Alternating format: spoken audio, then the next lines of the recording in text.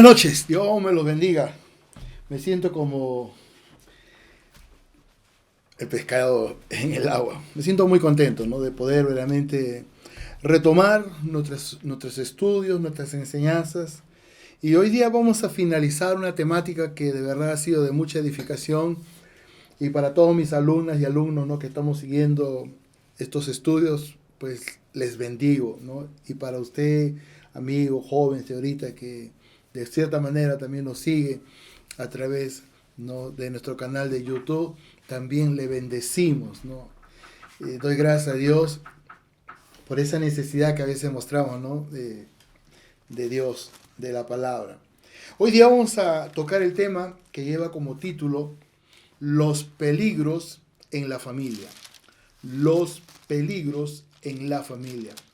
Y vamos a abrir nuestras Biblias en el libro de Hechos capítulo 16.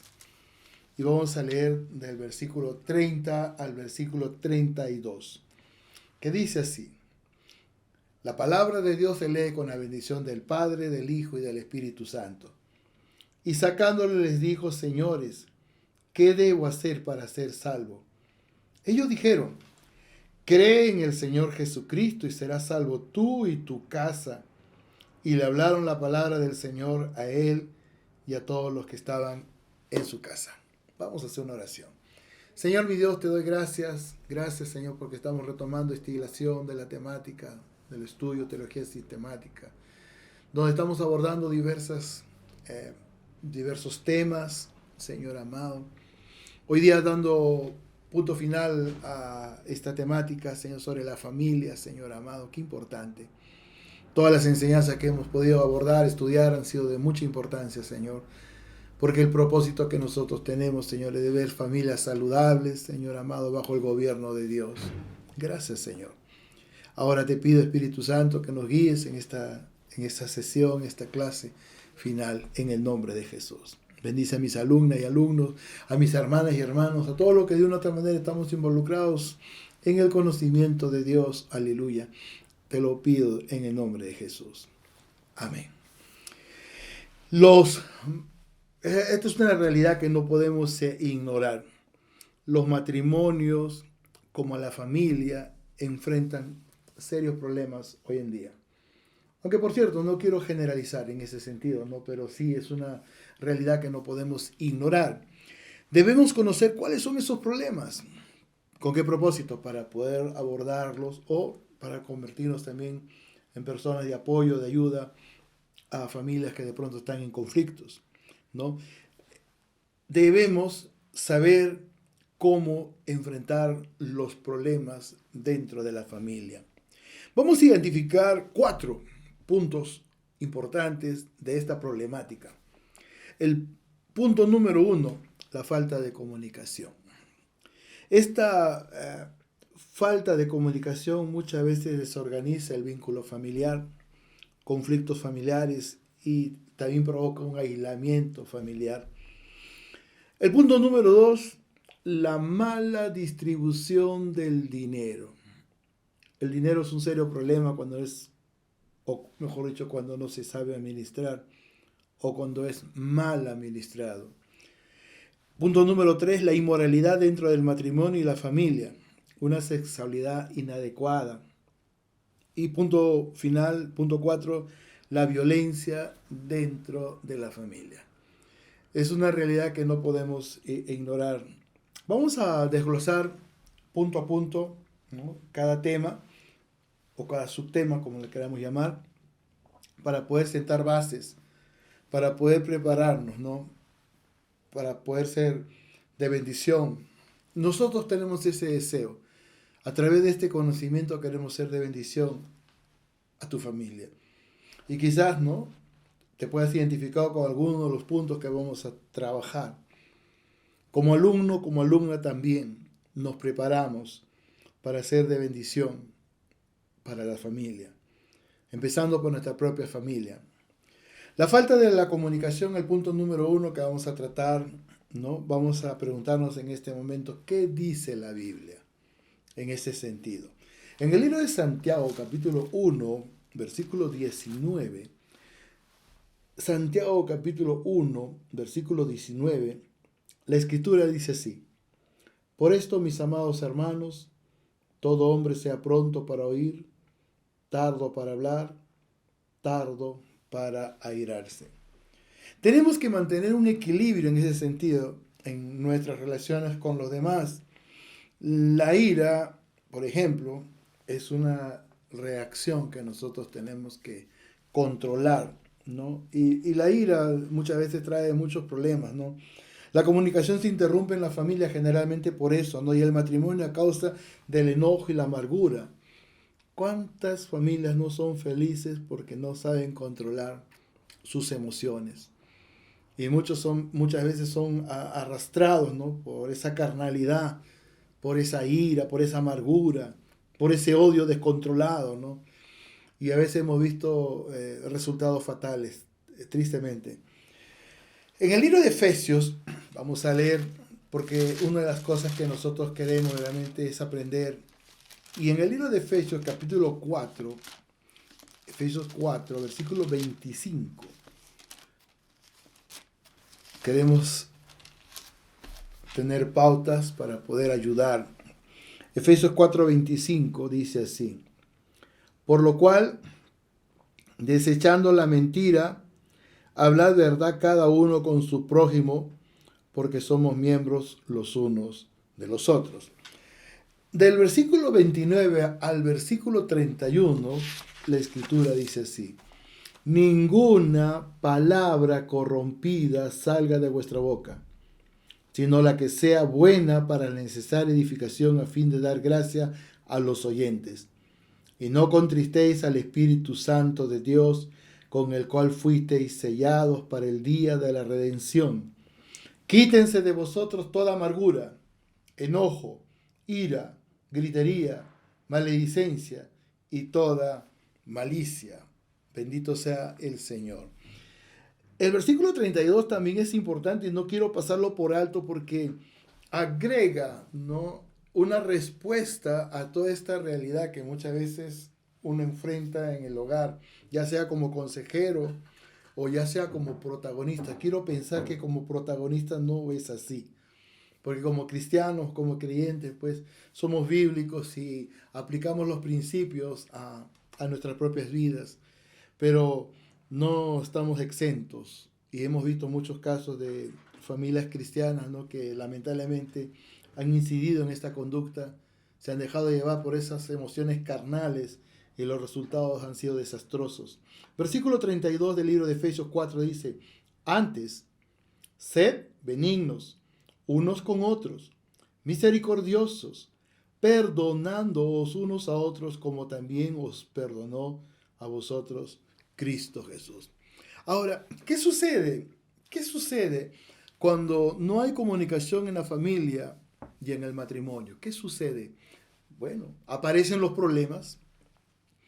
La falta de comunicación trae resentimiento e ira cuando no se sabe controlar. Y lamentable es esto. La falta de comunicación genera una falsa tolerancia que hace que cada uno viva de manera independiente. Y ahora, ¿no?, con esto del celular, a veces vemos, ¿no?, en la casa, digamos, la hora del almuerzo, los hijos con celular, la esposa con celular, el esposo con celular. No quiero generalizar, pero es una realidad que estamos enfrentando hoy en día, ¿no?, con la tecnología. Y lamentablemente se rompe ese vínculo tan importante que es de la comunicación. ¿Por qué? Porque muchos están absortos en su propio mundo en ese momento. Su celular se convierte en ese mundo. Y muchas veces eso irrita, ¿no? Y eso trae, pues, consecuencias que no son las que uno espera. La falta de comunicación aísla, aleja, encierra y bloquea. Y nos bloquea entre nosotros mismos. Efesios 4:25 es importante, dice: por lo cual, desechando la mentira, habla verdad cada uno, dice, con su prójimo, porque somos miembros los unos de los otros. Pero muchas veces eso no sucede, no necesariamente en una mesa a la hora del almuerzo, no, en todo momento. La comunicación es parte esencial en el desarrollo de la vida misma, como personas y cuanto más como familia, ¿no? tiene que haber comunicación, tiene que haber confianza. Y es muy importante. Comunicación es entender, aceptar y someterse al hecho de que no nos pertenecemos y nos debemos los unos a los otros. Y es importante. Cuando hay una correcta comunicación, el mensaje es claro: tu vida me importa. Aunque todos entendemos, ¿no? Los tiempos, muchos dicen, no, el tiempo, no tengo tiempo, y es muchas veces un argumento, ¿no? Como es aquel niño, ¿no? Que se acerca donde su papá, y él es un hombre muy ocupado, no siempre para en absorto en su oficina, y este pequeñito se acerca y le dice a su papá: papá, ¿cuánto cuesta una hora de tu tiempo? Le dice. Y su papá, ¿no? Le dice $20. Le cuesta $20, ¿no? El tiempo es oro, el tiempo es oro. Y dice: papito, papito, ¿me puedes vender una hora de tu tiempo? Ya usted se imagina, ¿no? El mensaje fue claro. Ese padre estaba tan ocupado, o esa madre también puede pasar algo parecido, que no tenía tiempo para sus hijos. En este caso era un pequeño, era su niño, ¿no? Entonces, la comunicación es un problema, pero también la comunicación es una bendición cuando la sabemos manejar. Y a eso apuntamos nosotros, ¿no? Que en el hogar, en la familia, puede haber lazos de confianza, de amistad, de cariño, de amor, de respeto, y como resultado de aquello, ¿no? Pueda haber una correcta comunicación. Pero una mala comunicación pues va a traer muchos problemas, va a traer muchos problemas al seno del hogar, y quiero decirles que ese no es el propósito de Dios. El pasaje del capítulo 4 de Efesios, verso 29, también es importante, porque muchas veces la forma como nos comunicamos no es la correcta y utilizamos jergas o utilizamos groserías supuestamente, ¿no? En nuestra forma de comunicarnos, y eso no es correcto, eso no trae bendición. Tanto es así que encontramos este mandato en la Biblia, en Efesios capítulo 4, verso 29 hasta el 31. Dice: ninguna palabra corrompida salga de vuestra boca, sino en la condición, la que sea buena para la necesaria edificación, a fin de dar gracias a los oyentes. Y no contristéis al Espíritu Santo de Dios, con el cual fuisteis sellados para el día de la redención. Quítense de vosotros toda amargura, enojo, ira, gritería y maledicencia y toda malicia. Dice: quítese, ninguna palabra corrompida, quítense de vosotros, ¿no? Todas estas actitudes o acciones que bloquean una buena comunicación, que dañan una buena comunicación. Y cuántas personas verdaderamente son heridas, ¿no? Por ofensas, por agresiones verbales, ¿no? Que hasta se le llama, ¿no? Violencia psicológica, violencia verbal. Un segundo punto importante, que es un problema, aunque nosotros consideramos, ¿no? Que el dinero es una bendición del Señor, pero así como es una bendición del Señor, también se puede convertir en una maldición. El dinero, sí. Cuando somos egoístas con el dinero, cuando mentimos en relación al dinero, ¿no? Y eso trae problemas. Por eso este segundo punto lo llamo una mala distribución del dinero. Es un problema. Tenemos que identificar. Lo que estamos haciendo ahora es identificar los problemas más comunes que encontramos dentro del hogar, dentro de la familia, dentro del matrimonio.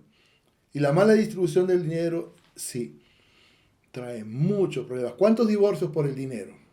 ¿Cuántos divorcios? ¿Cuántos malos entendidos por el dinero? ¿Cuántas agresiones por el dinero? Es una realidad. Cada familia tiene la responsabilidad de proveer para sus propias necesidades. Eso es cierto. La responsabilidad de administrar la economía familiar debe compartirse entre el esposo y la esposa. aunque la responsabilidad principal recae sobre el varón. Pero qué bendición, ¿no? Vemos hoy día esposas que trabajan, ¿no? Y que juntos administran el dinero y es una bendición. Pero cuando la esposa no trabaja, la responsabilidad de proveer, Dios se la dio al varón. Y eso es importante.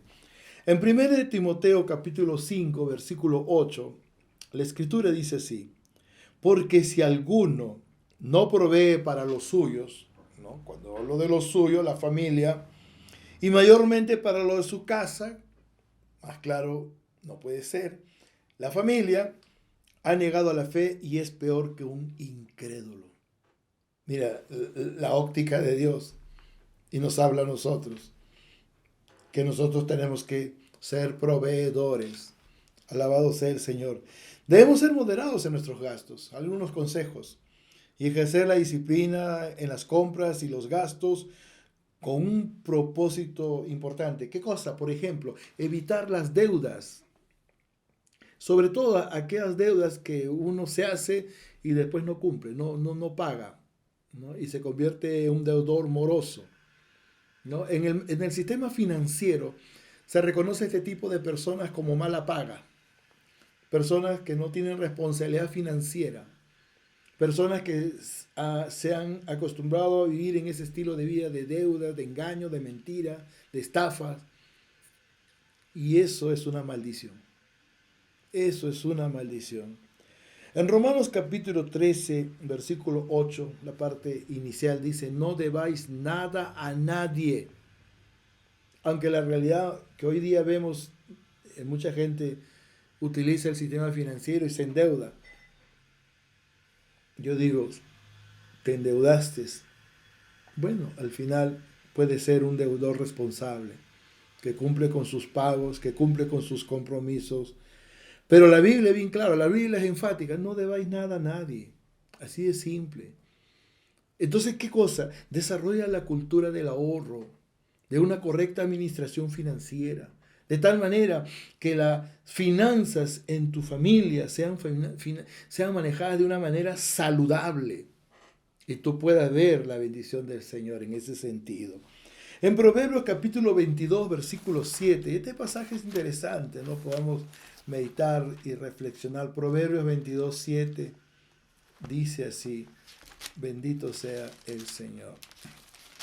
Proverbios 22, 7 dice: el rico se enseñorea de los pobres, y el que toma prestado es siervo del que presta, ¿no? De cierta manera hay una esclavitud financiera en ese sentido, ¿no?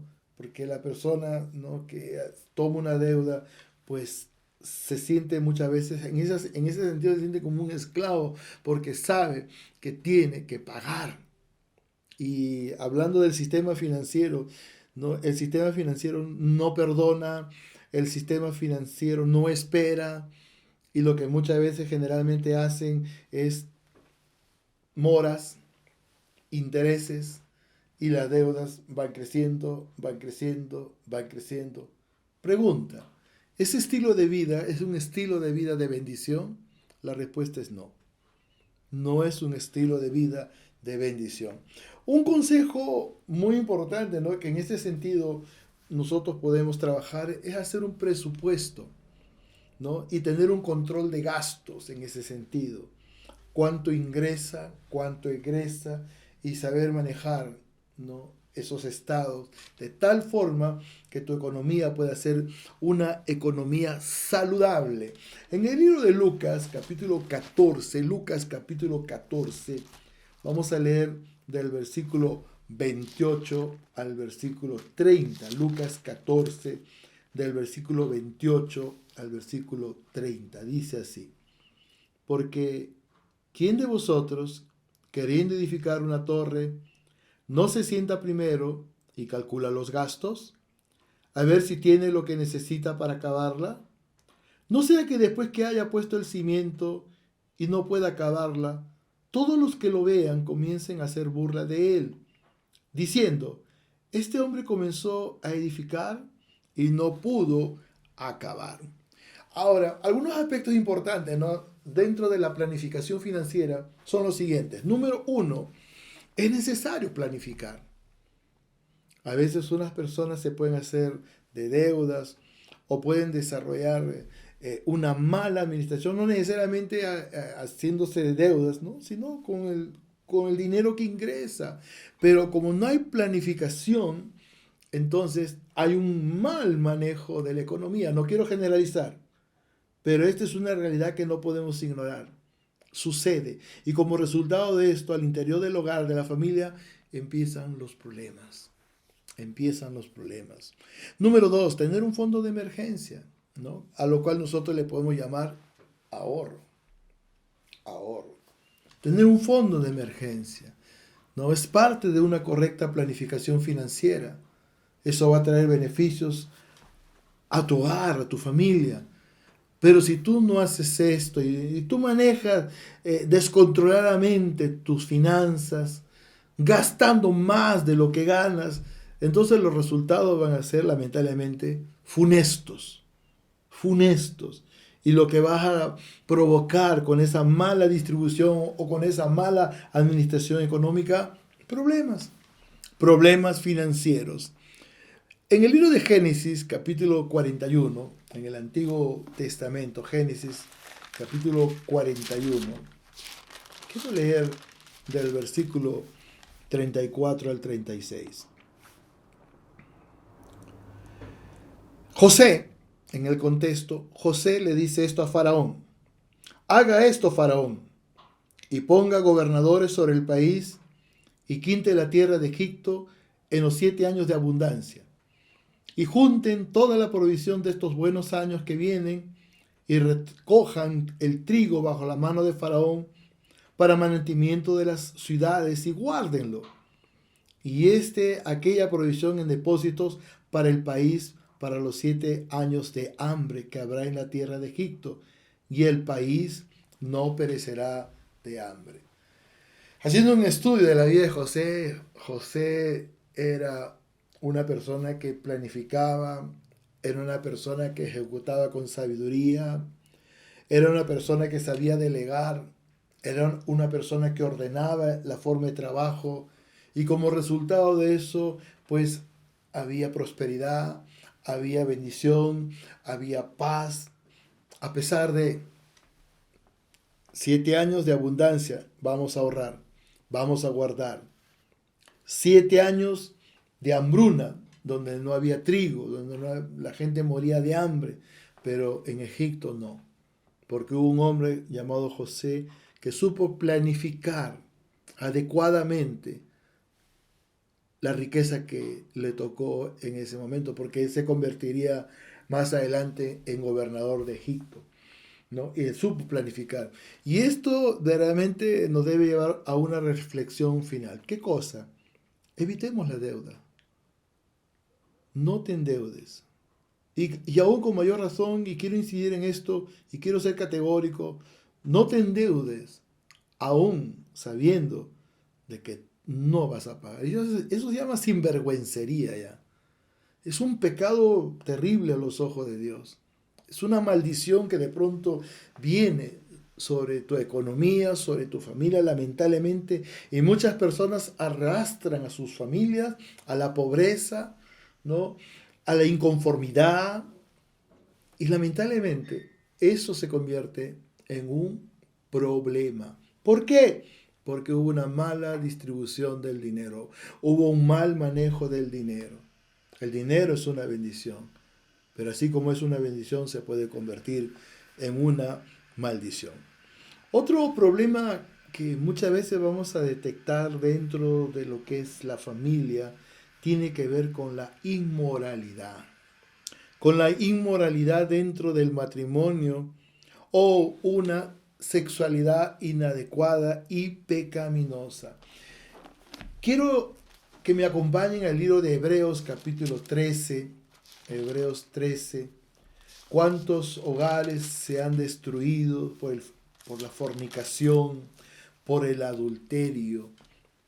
¿Cuántos hogares sufren, lloran, ¿no? Porque lamentablemente una de las partes cayó en esta conducta pecaminosa. Pero la Biblia dice así, en Hebreos capítulo 13, versículo 4, dice, honroso sea en todos el matrimonio y el lecho sin mancilla, o sea, sin pecado. Pero a los fornicarios y a los adúlteros los juzgará Dios. Más claro que el agua no puede estar. Dios creó el sexo, la sexualidad, para que tanto el hombre como la mujer la pudieran disfrutar dentro del vínculo del matrimonio. Fuera del vínculo del matrimonio, el sexo se convierte en un pecado. Cuando una persona es soltera y fornica, tiene relaciones sexuales antes de casarse, peca.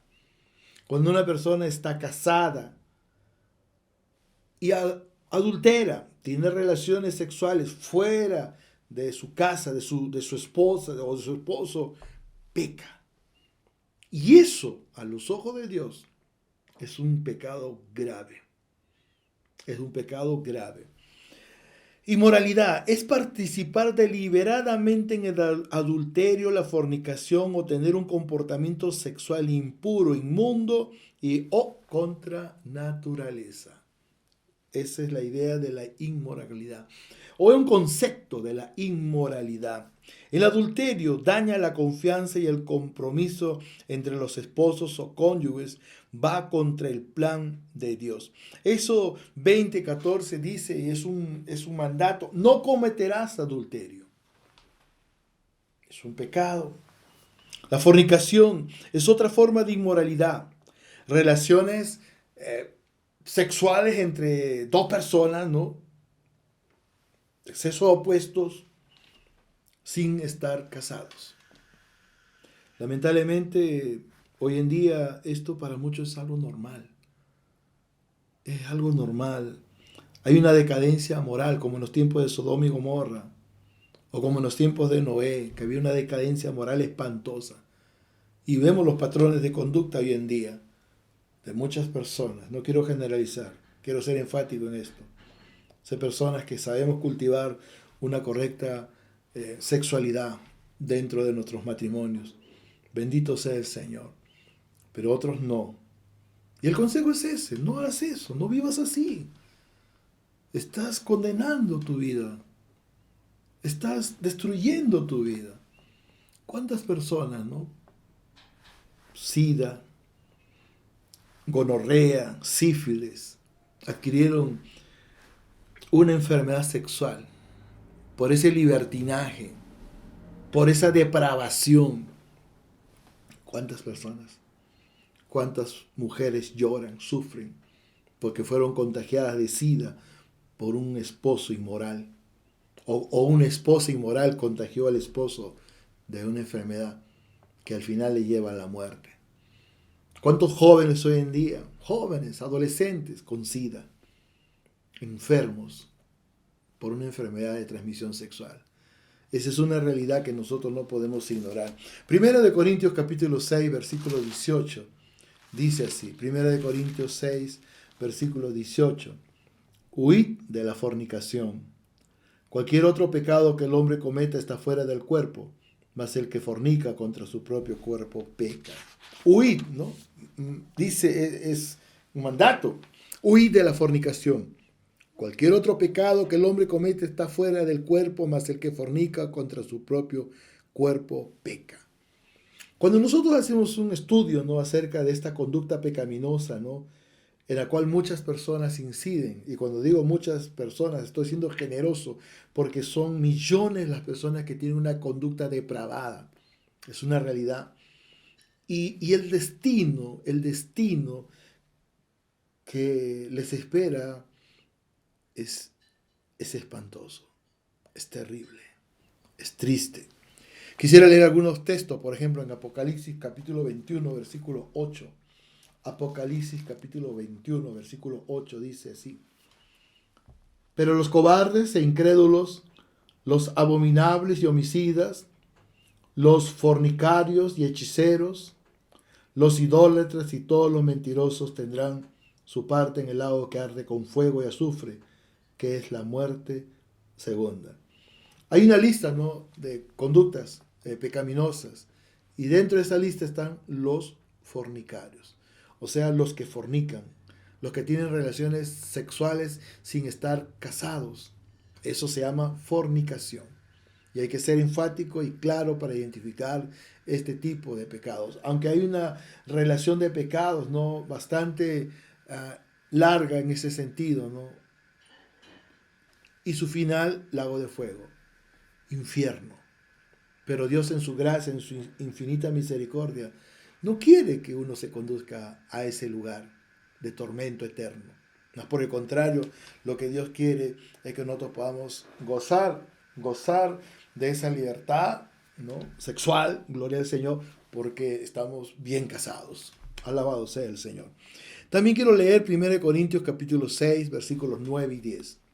1 Corintios capítulo 6, versículos 9 y 10. ¿No sabéis que los injustos no heredarán el reino de Dios? No te equivoques, no erréis.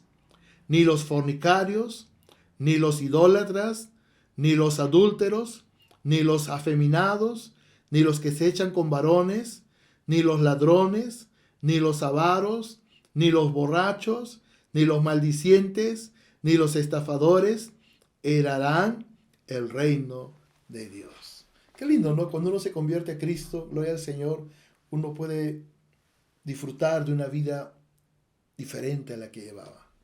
Se rompen esas cadenas de esclavitud pecaminosa. Uno es libre para caminar de la manera correcta, para servir al Señor, para caminar con el Señor cada día. Alabado sea el Señor. Pero es una realidad. Aquellas personas que tienen este tipo de conducta no van para el cielo. No van para el cielo, no van para el cielo. Pero si tú te arrepientes, ¿no?, de pronto estás siendo confrontado, ¿no?, con tu propia realidad, y dices verdaderamente, ¿no?, ¿hacia dónde me estoy conduciendo? Soy un fornicario, soy un adúltero, soy un afeminado. Me acuesto con mujer, me acuesto siendo mujer, con mujer, siendo varón, con varón. ¿A dónde me conduzco? Esto no lo digo yo de mi propia idea, no, está en la Biblia. Pero Dios nos habla. ¿Para qué? Para que nosotros podamos enderezar nuestro caminar y poder verdaderamente ir al lugar que Dios ha preparado para nosotros. Somos personas ocupadas, es cierto. Tenemos diferentes tipos de labor y ocupaciones, pero algo que tenemos claro es concerniente a lo que la Escritura, la palabra de Dios, nos enseña. Bendito sea el Señor. El sexo fue parte de un plan, ¿no?, elaborado por Dios, lógicamente. Fue parte de la buena creación de Dios, ¿no? En Génesis 1:31 dice, y vio Dios que todo lo que había hecho, y aquí que era bueno en gran manera, incluido el sexo. El sexo fue diseñado por Dios, pero dentro del matrimonio, ¿no? En el Génesis 1:28 dice, en relación al sexo, dice, y lo bendijo Dios. La bendición, ¿no? Por eso las personas cuando se casan después tienen su luna de miel y disfrutan, ¿no?, con total libertad su libertad sexual, sin tener ningún tipo de vergüenza. Como hemos leído hace un instante en Hebreos 13:4 dice, honroso sea en todos el matrimonio. Pero ¿qué es lo que trae deshonra? El adulterio. Sexo fuera del matrimonio trae deshonra, trae tristeza y se convierte en un problema dentro del hogar, dentro de la familia. ¿Cuántos niños, cuántos hijos quedan desamparados por una conducta depravada de la madre o del padre? Es una realidad, es algo que pasa. Porque usted no me va a decir, ¿no?, que cuando de pronto o el hombre o la mujer decide irse por su propio camino, los hijos que están en el medio quedan felices. No, no es así. Hay dolor, hay impotencia, hay frustración. ¿Y cuántos suicidios incluso ha provocado esta conducta? Porque de pronto, y esto hemos visto muchos casos, de pronto los hijos o las hijas, ellas se consideraban las provocadoras de esta realidad, cuando no era así. Eso fue un pensamiento del mismo infierno. ¿Y qué tomaron como decisión? suicidio. Es una triste realidad. O crímenes que se cometieron. Feminicidio. Se comete, el hombre mata a la mujer mata al hombre. Es terrible. Es terrible la realidad que vivimos. Son problemas que vemos dentro del hogar. Y son muchos los áreas pecaminosas, ¿no? Donde el ser humano incide para destruir su propia familia. La violencia, el último punto que vamos a trabajar. La violencia dentro de la familia, vino como consecuencia del pecado en el corazón del hombre. La maldad. Albert Einstein decía que la maldad es la ausencia de Dios en el corazón del ser humano.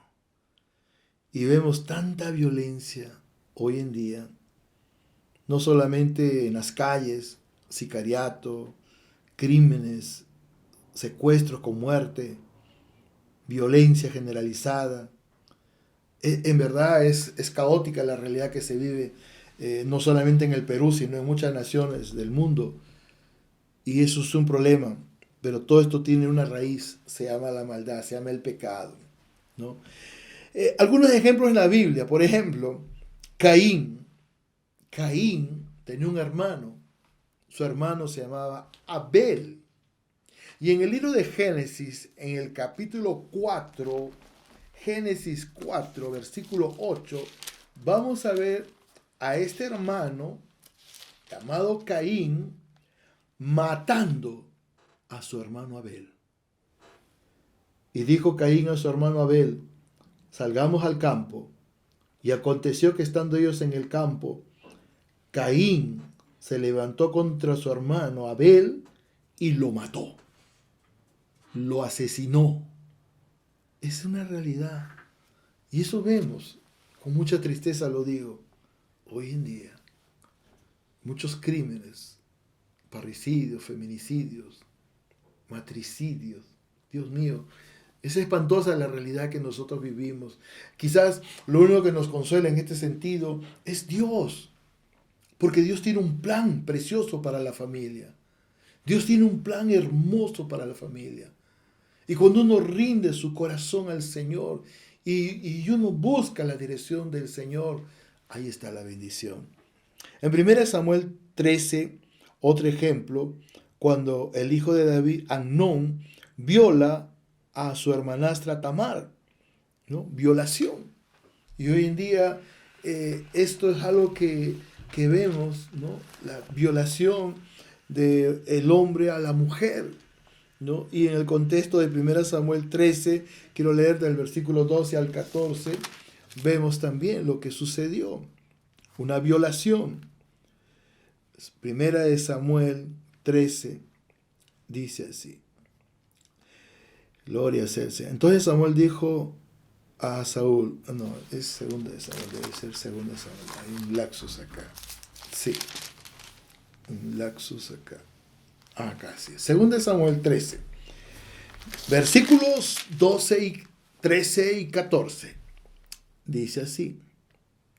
Ella entonces, Tamar, le respondió a su hermano Amnón: no, hermano mío, no me hagas violencia, porque no se debe hacer así en Israel. No hagas tal vileza, porque ¿a dónde iría yo con mi deshonra? Y aún tú serías estimado como uno de los perversos en Israel.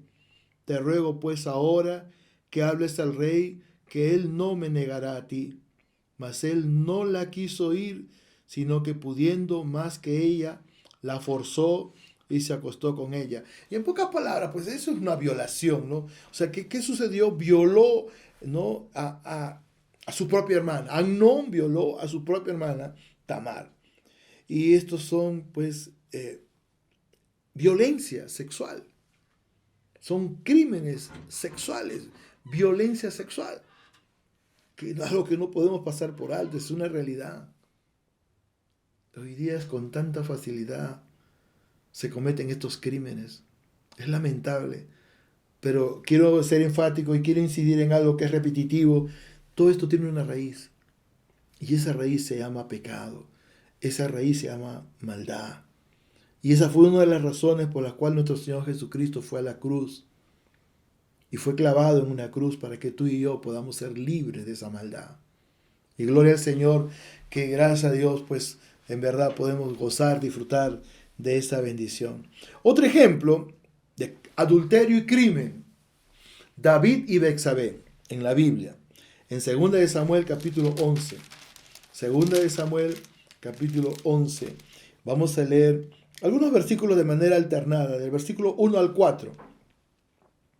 Aconteció al año siguiente, en el tiempo que los reyes salen a la guerra, que David envió a Joab, con él a sus siervos y a todo Israel, y destruyeron a los amonitas y sitiaron a Rabá, pero David se quedó en Jerusalén, cuando David debió haber estado en el frente de batalla con sus soldados. Y sucedió un día al caer la tarde, que se levantó David de su lecho y se paseaba sobre el terrado de la casa real, y vio desde el terrado a una mujer que se estaba bañando, la cual era muy hermosa.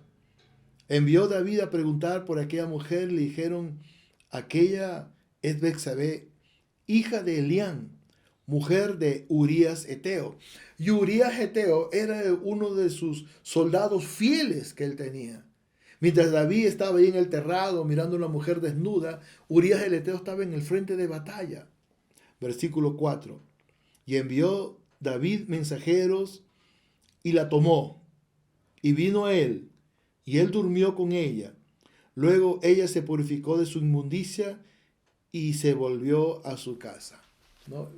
Una inmoralidad espantosa, abierta, ¿no? Donde dos personas cometen adulterio, David y Betsabé. Del versículo 12 al 17, y David dijo a Urías: quédate aquí aún hoy, y mañana te despacharé. Y se quedó Urías en Jerusalén aquel día y el siguiente. ¿Qué hizo David para tapar su pecado? Mandó llamar a Urías el Eteo. Lo trajo al palacio, con el único propósito que David, ¿no?, que Urías el Eteo fuera a dormir con su esposa y de cierta forma así solo aviantar el pecado. Versículo 13. Y David lo convidó a comer y a beber con él hasta embriagarlo. Y él salió a la tarde a dormir en su cama como los siervos de su señor, mas no descendió a su casa. Venida la mañana escribió David a Joab una carta, a la cual envió por manos de Urías. Y escribió en la carta diciendo: poned a Urías al frente, en lo más recio de la batalla, y retiraos de él para que sea herido y muera. Así que fue cuando Joab sitió la ciudad, puso a Urías en el lugar donde se sabía que estaban los hombres más valientes. Y saliendo luego de la ciudad, pelearon contra Joab y cayeron algunos del ejército de los siervos de David, y murió también Urías el Eteo. Adulterio, crimen. ¿Qué hizo David? Mandó a morir a Urías el Eteo, que era el esposo de Betsabé, con quien el rey David había cometido adulterio. Miren, todo es terrible. Y la realidad en nuestro contexto, ¿cuántas situaciones como esta se repiten? No digo a diario, pero casi a diario. No quiero ser trágico en ese sentido, pero es preocupante. Por eso hoy más que nunca, y lo digo como maestro de la palabra, tenemos que transmitir este conocimiento. Porque el ser humano sin Dios necesita a Dios. Las familias necesitan a Dios. Y el caos y la depravación y la inmoralidad muchas veces llegan a esa familia porque no hay conocimiento de Dios, y aun si lo hubo, como en el caso de David, lo perdieron y se dejaron llevar por sus instintos, por sus apetitos carnales, pecaminosos, y se cometen todo este tipo de desgracias. Es complicado, es triste. La violencia en la familia es un término utilizado para describir el maltrato y el abuso dentro del matrimonio y la familia. Involucra amenazas, conductas violentas que pueden terminar aún en crímenes. Y como hemos podido ver, ¿no?, no es solamente la violencia que puede ser catalogada, ¿no?, como violencia física, los golpes, es terrible, sino también hay violencia psicológica y hay violencia sexual, violaciones y un sinnúmero de depravaciones.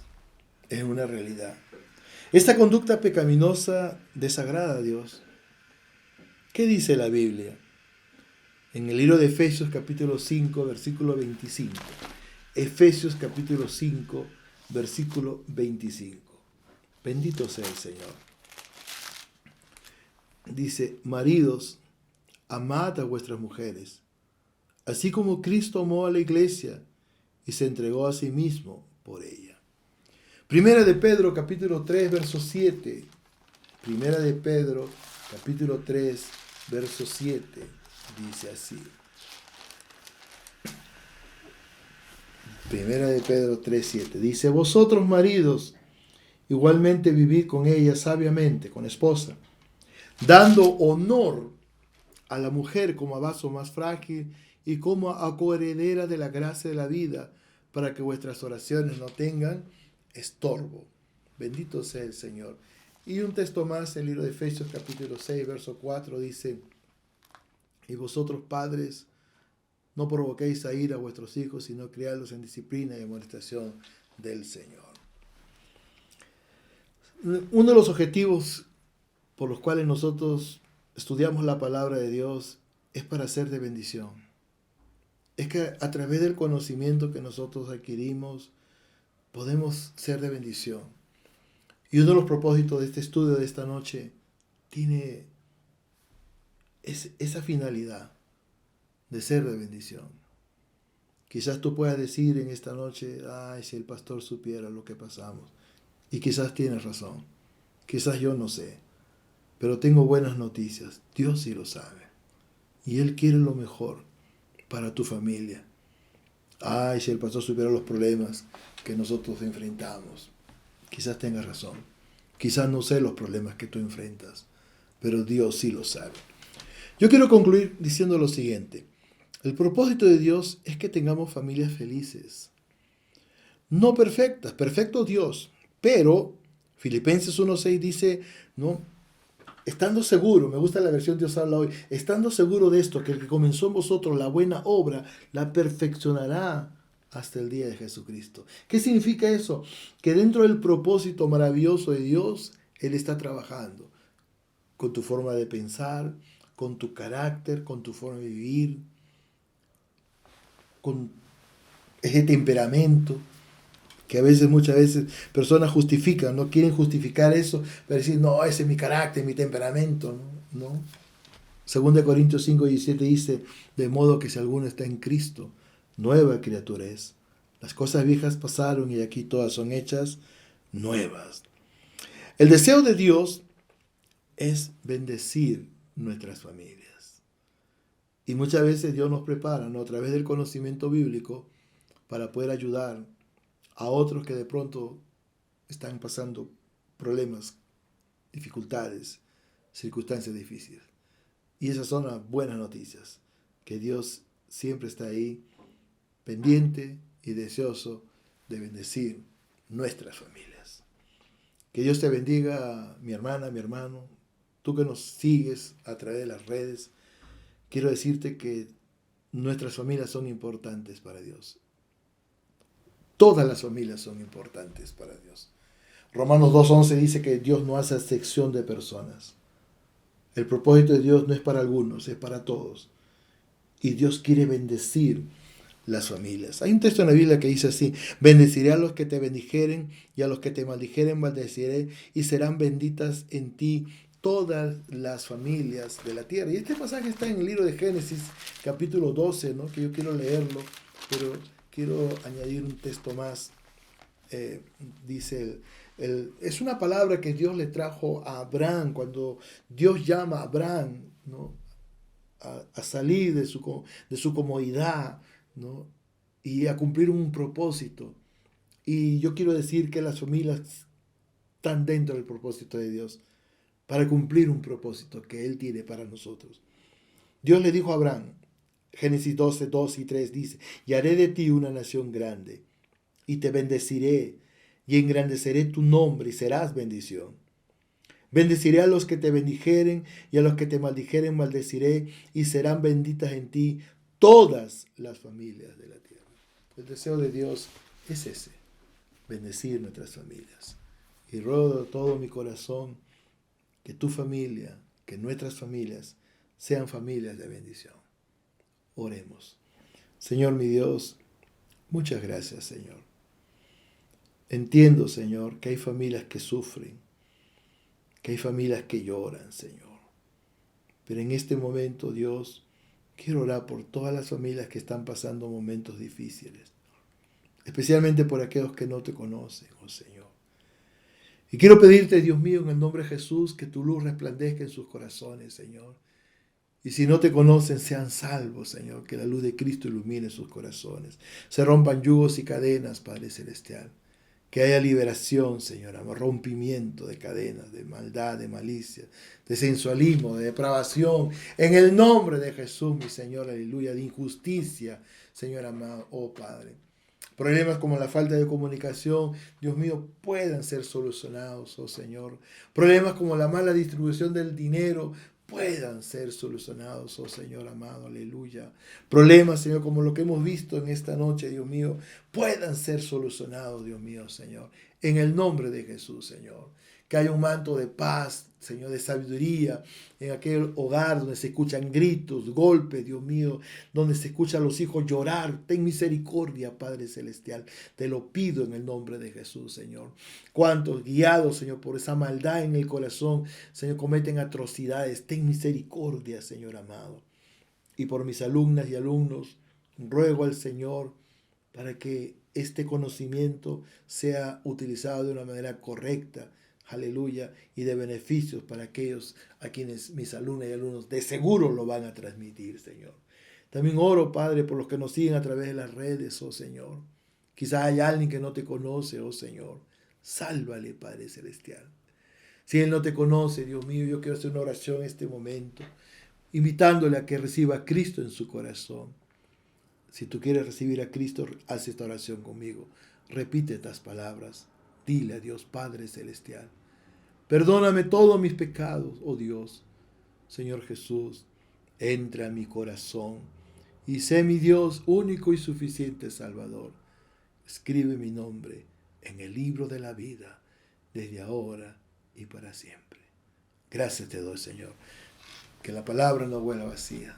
Que la palabra haga lo que tú quieras, oh Señor. Te lo pido en el nombre de Jesús. Amén. Amén y amén. En la próxima clase estaremos pensando un estudio que tiene como propósito el fortalecimiento de la iglesia. Y estaremos hablando acerca de lo que son los dones espirituales. Estaremos viendo los dones generales, los dones comunes dentro de la iglesia. Estaremos viendo los dones ministeriales, ¿no?, que tienen que ver, ¿no?, con la persona misma, con el creyente mismo, que es llamado por Dios a cumplir un rol dentro de su iglesia. Y también estaremos viendo los dones sobrenaturales. Hay expectativas en mi corazón y en nuestros corazones, debe haberlo, por lo que Dios va a seguir haciendo con nosotros, instruyéndonos y capacitándonos para el servicio al Señor. Que Dios me lo bendiga, que tengan, o que tengamos, mejor dicho, una linda noche. Bendiciones. Buenas noches.